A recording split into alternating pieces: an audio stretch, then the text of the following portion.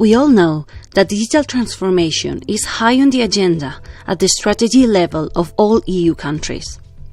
But what are national and regional governments really doing to boost Industry 4.0?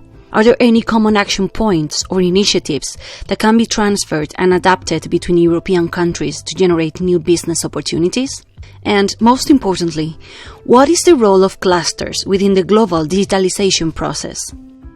Fortunately for us, these questions have answers, since the European INNO Industry project has been working since 2019 on the development of a European blueprint that can be used as a policy guide towards what has been called Clusters 4.0, as it has been proven over the last decades that clusters act as multipliers of knowledge and skill transfers for SMEs, helping companies to speed up the processes towards digital transformation.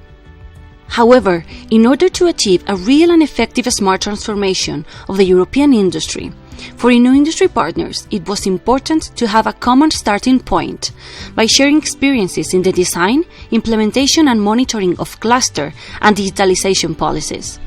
By carrying out a SWOT analysis in the 10 participant countries, INNO Industry has been able to outline the similarities and differences between them.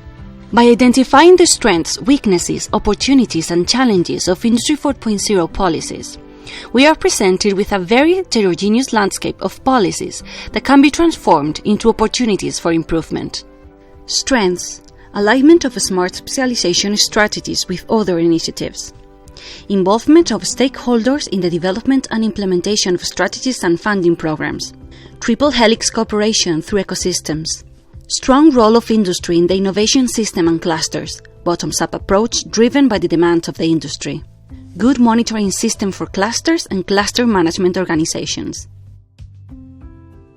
Weaknesses: difficult to mobilize small companies. Lack of awareness in SMEs around the benefits of digital improvement. Lack of staffs with specialized ICT skills in companies. Lack of clarity due to broad variety of funding instruments for digital transformation in SMEs. Clusters dependent on ERDF financing in some countries. Funding applications too complicated and time-consuming. Lack of time to implement projects. Opportunities: development of testbeds for pilot projects, fostering lifelong learning, close relationship between businesses and universities, digital innovation hubs supporting SMEs and public sector in digital transformation, access to European funds, clusters supporting digitalization, growing weight in clusters in policy making and knowledge funneling.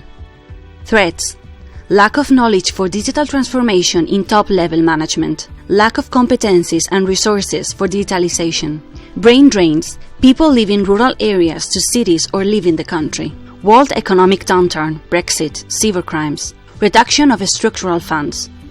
One thing is very clear: the main common challenges are maintaining and developing skilled workforce and raising awareness of the benefits of digital technologies and new business models, especially in small companies. It is true that countries have in place a range of funding instruments and support services for digital transformation, which, although broad, are also fragmented.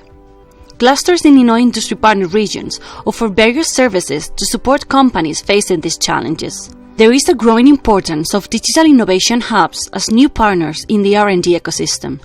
Communication and coordination are key to make use of synergies and to avoid overlap of these support services. Now, here's the tricky part. Cluster policies in the different European regions and countries participating in INNO Industry range from non-existent to being the core of the economic or innovation policy. The same applies for cluster managers, who are strongly involved in designing and implementing innovation and smart specialization strategies in some regions, but are hardly recognized as innovation actors in others. There is also the fact that the culture of cooperation is as heterogeneous as the particular circumstances of each European region, especially between public and private actors, companies and policymakers.